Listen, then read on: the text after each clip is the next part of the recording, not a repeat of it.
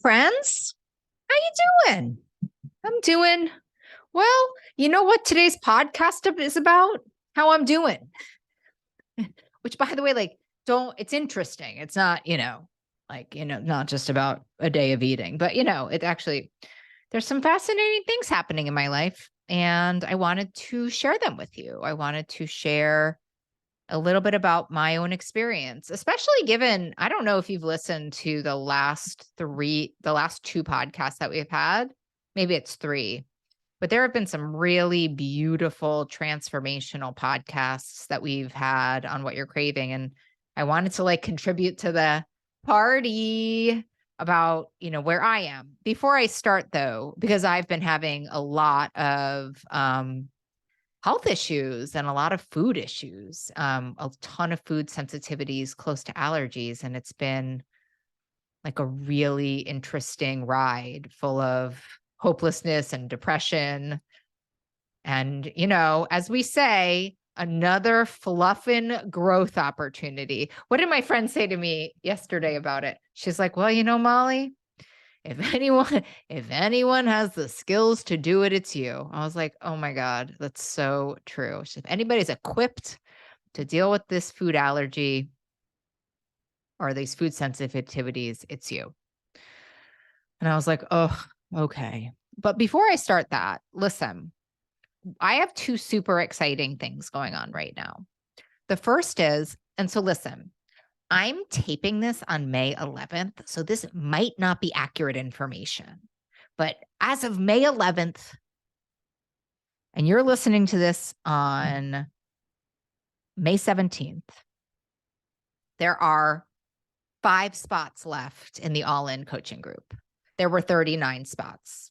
It opened on the 29th of April. So, it's just such an amazing program. And if you're thinking about wanting to take a moment to really either shore up your relationship with food, level up your relationship with food, or you're just like, I can't find my people in this relationship with food thing, or any and all of the above, I am so impressed by this program. And I have to tell you the 2 reasons I'm really impressed by it, and then I'll stop talking about it. The first one is that the reason I think it's really effective is that it's about self-determination. Like, you create your own goals. Like, I'm not here to be like, you need to stop eating sugar. It's like, if I've learned anything from these podcasts that we've had on the last 3 weeks, that was my phone.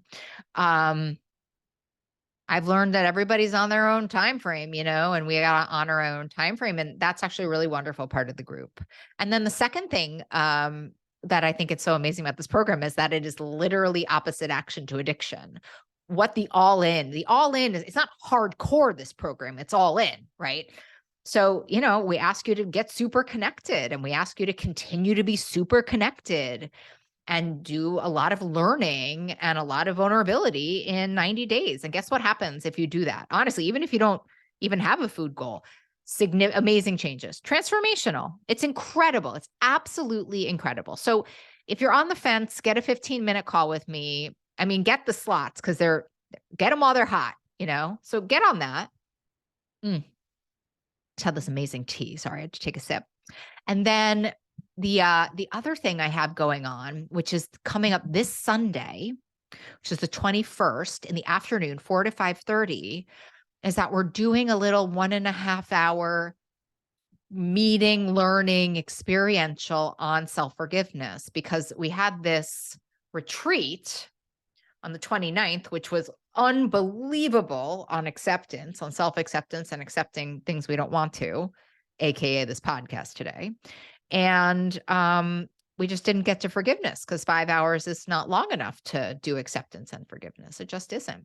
So we're going to have this pretty amazing podcast on pretty amazing, what we call a fireside on forgiveness, and go sign up for it. All of it's in the show links, and all of it's on mollycarmel.com. And I think it's like $33, and come join me.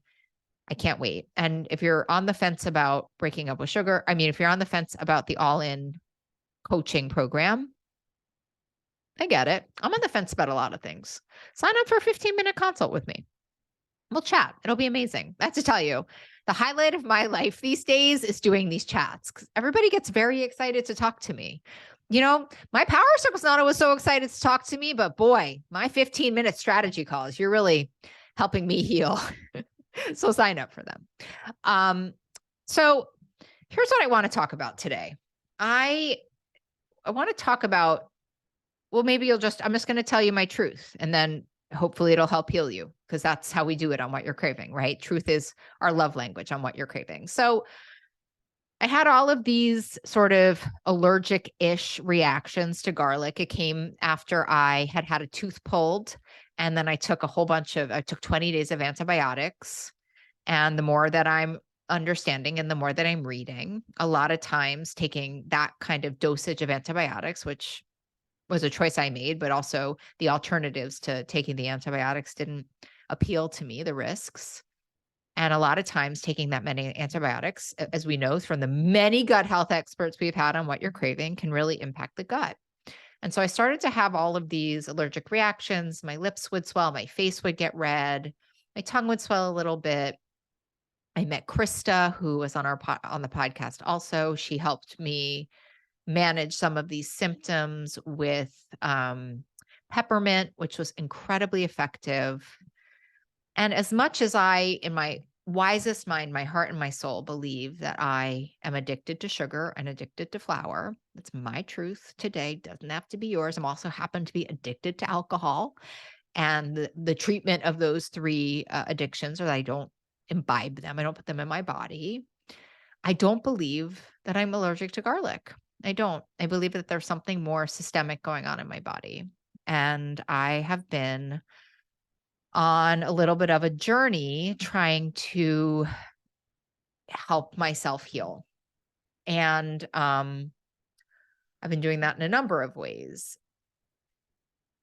One of the things that this particular health journey is doing for me, as all of my health journeys, if you go and listen to the podcast about my long COVID, where I gained all this weight and I just had to learn about self-compassion in a way that I had never learned before. Somebody posted in the Breaking Up with Sugar group that we have, the Facebook group. If you're not a member of that, I highly recommend you come join us. It's the most wonderful group. And so somebody posted in there like this post, and she said something to the effect of like, oh my God, all you people, how do you even do this? Like, I just read this book. Like, I don't even have time to go to the grocery store. Like, how do you even consider doing this plan? Like, this seems impossible, blah, blah, blah, blah, blah. And I'll be honest, I read that and I sort of was like, oh, come on. And by the way, you point a finger at somebody else, you're pointing three at yourself. And so I read that post and I was like, oh, come on. Like, you can do this. Like, you can do this. It's not as hard as it looks. It's not as hard as it looks, And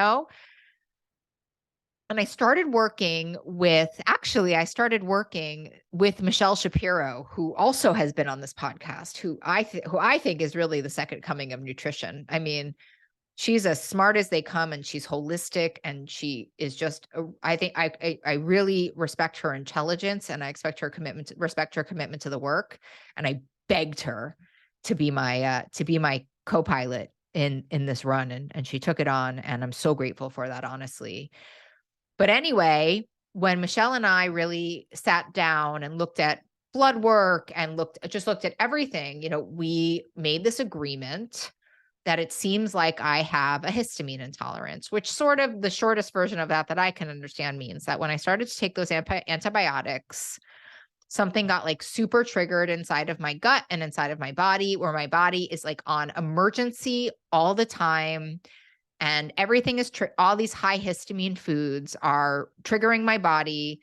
And like, it's just extra and an emergency. It kind of like reminds me when I was in my addiction, when everything was extra, and I was extra and everything was an emergency. I'm still extra, but so basically the recommendation that Michelle made to me was to really cut out or start to observe my reactions to all these high histamine foods. Now, remember this thing, my friends, I don't eat sugar and flour. That's a pretty bright, hard line for me.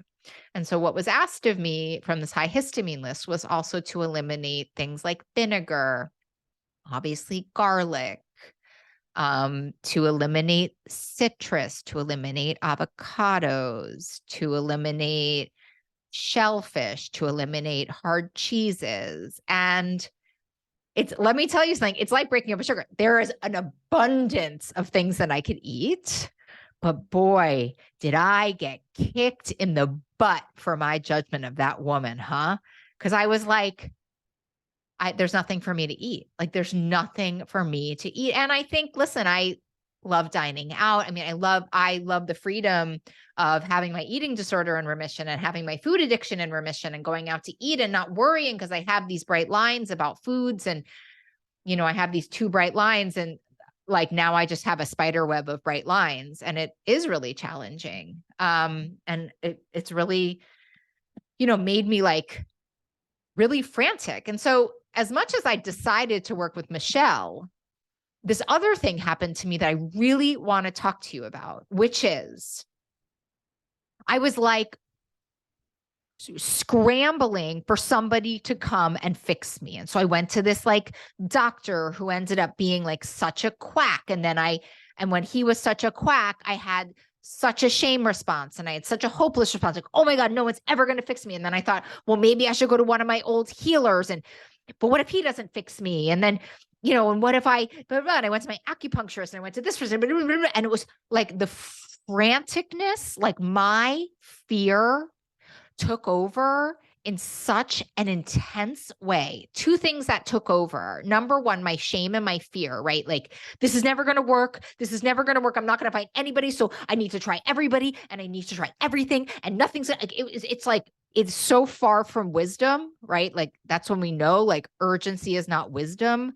Neither is like bringing on 10,000 people to try to help you. Because when you have 10,000 people trying to help you, not a one can help you. And in a way, at least for me, that setup of having like 15 providers subconsciously made it so that nobody could help me because there was too many chefs in the proverbial kitchen. Right. And the other thing I want to say about all of that is that I really have in that process, like I gave all of my power away. Like it wasn't that there was nothing to eat. It's that like, I was so busy screaming for everybody to help me that I stopped the behaviors that help myself. I'll say that again. It's so important for you to remember this. If you're struggling or when you're looking for help, it's like I was so desperate for help that I accidentally abandoned myself. I mean, I think the abandonment of myself in some way, I always have this line. It's actually like sort of amended from Alcoholics Anonymous, where I always say like, God is my employer, right? Like the universe is my employer. Like I'm not my employer. Like the universe is my employer. And like I've been acting, since I guess March when this started, like the most disgruntled employee around, I have been angry. I have been bitter. I have been overwhelmed. I mean, my house is messy. I haven't been able to get work done, right? And this fear that's come over about me not being able to heal or not being able to find somebody that's going to help me heal has become, as it goes, such a self-fulfilling prophecy. And I'm going to explain to you why. Because in the midst of creating, remember, a belief is a repeated thought, right? And thoughts become actions pretty quickly when they're not checked.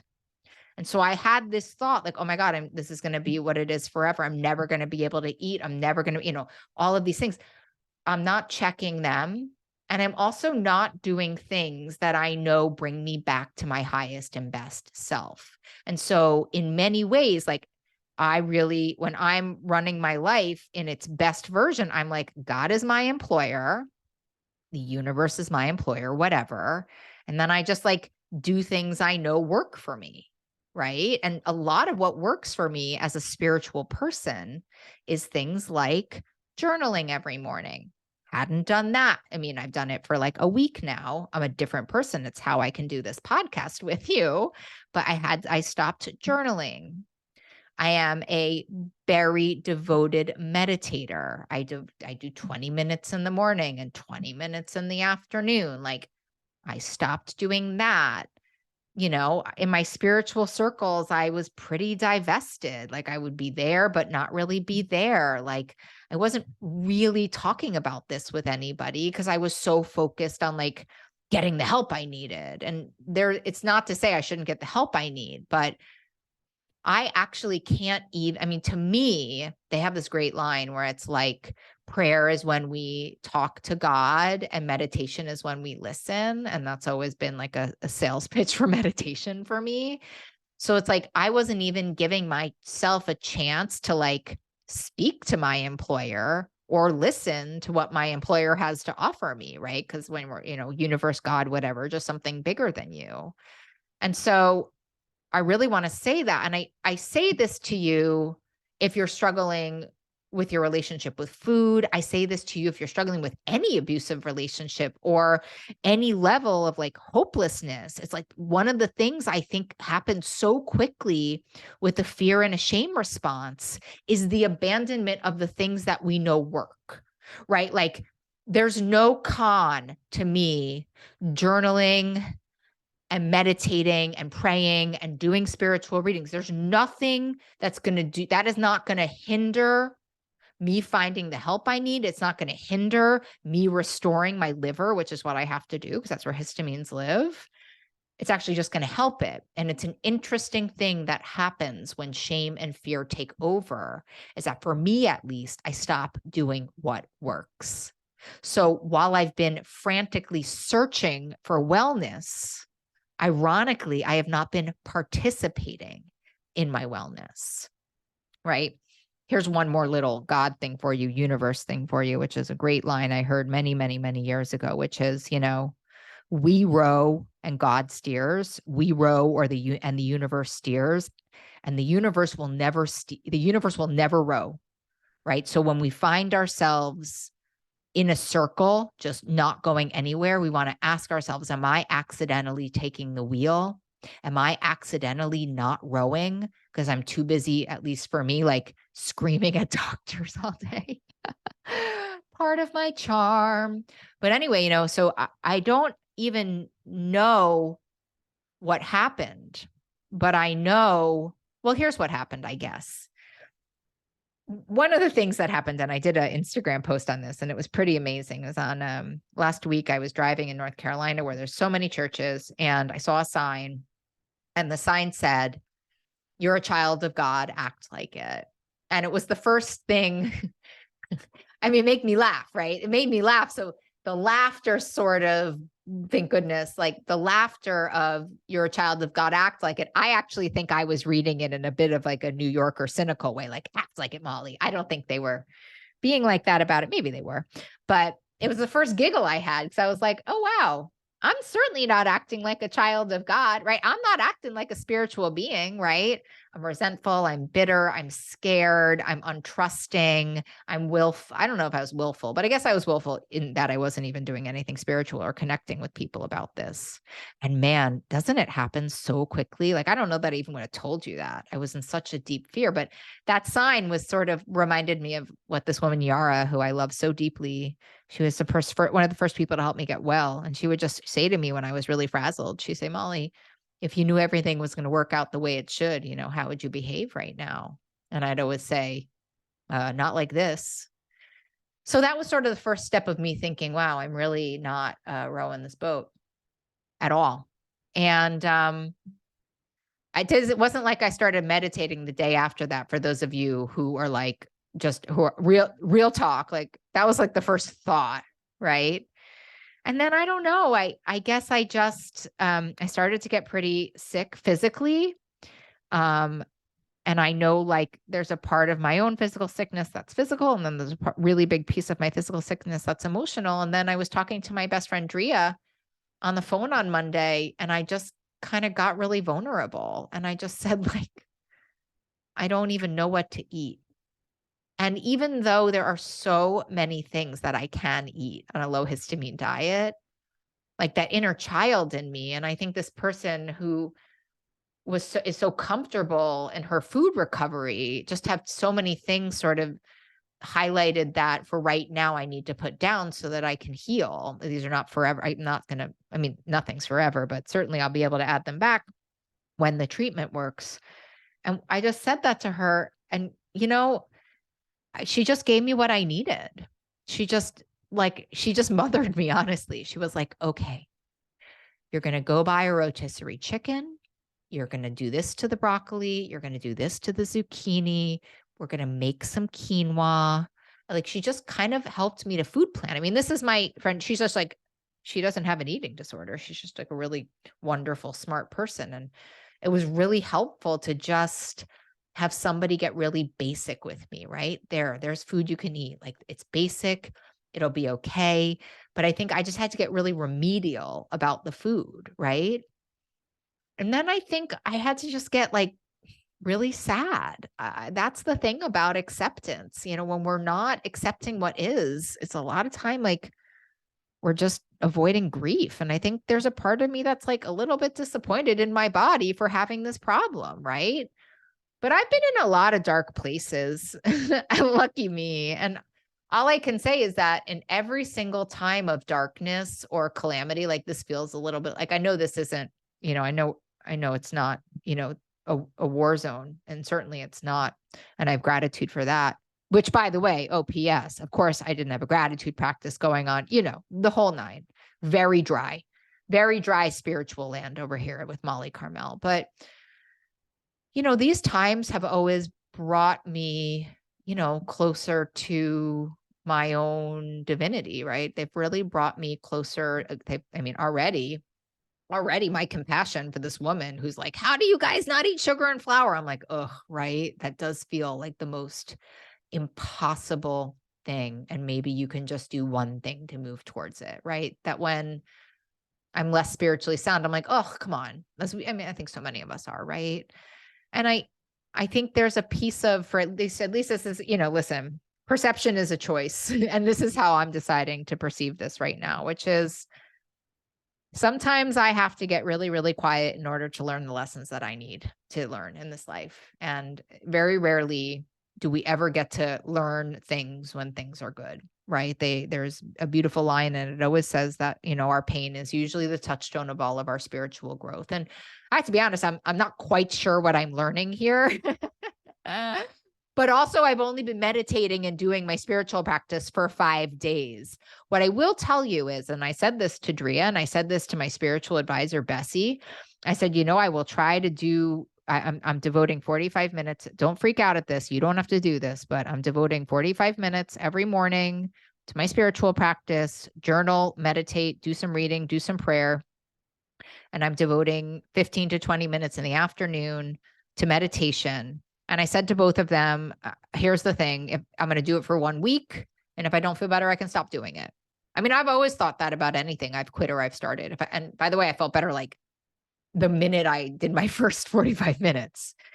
Funny, the lies we tell ourselves, right? It's funny about how angry I was at this situation, and maybe how angry I was at divine, right? And I was like, I'm not doing the work, right? And that's how I get. I don't know. I get very rebellious, and we talk about this a lot in the All In program, but I always remind everybody in the All In program that rebellion is a function of fear, right? Rebellion is a function of fear. And if you can tap into what that fear needs, then you're going to be better off for it, right? I know for me with this thing, it's like once I tapped into that rebellion, I actually need the guardrails that my spiritual practice offers me, right? I need to do things. I need to overcorrect for how frazzling this is. The other thing I did, by the way, was make like a very formal decision that I work with Michelle Shapiro, who's my functional nutritionist, and I work with Wendy Swenson, who also has been on this podcast, who is my acupuncturist. And we're not adding or subtracting much more to that, maybe a couple of other things around the way. And that in order to not feel frazzled. And this is really important, friends. I mean, what's the opposite of feeling frazzled? Feeling whole and complete. And so a lot of the work I'm doing right now as I'm healing is about restoring. And I'm trying to make very clear ideas around what I'm saying yes to.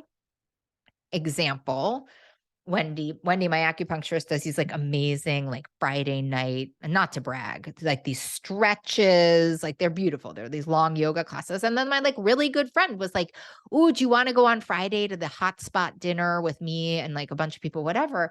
And of course, like my people pleasing is like, yeah, I totally want to go out to dinner. That's so fun. But because I forgot that I'm trying to restore right now. And I was like, oh, I so want to go, but I need to make sure that I'm working on restoring myself and healing. And so I'm going to have to pass. And then I had to have faith that I would get invited again, which I think will happen, but so I'm here. I want to give a real plug to taking back our power and to self-care, even and especially when times feel hard. It's such a rebellious move. And I get it because I'm telling you the story of it.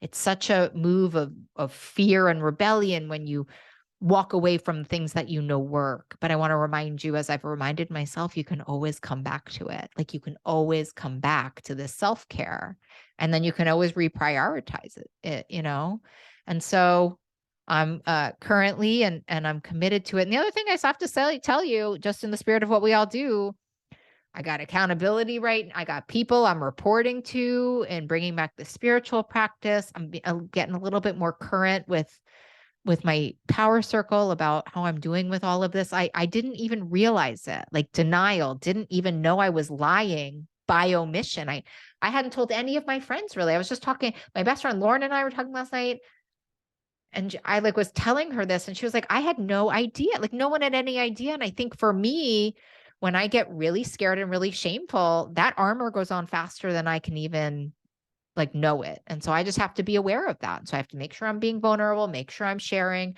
make sure I'm taking care of myself with meditation and prayer and journaling, making sure I'm doing things that restore me, saying no to things that I can say no to, just doing the deal.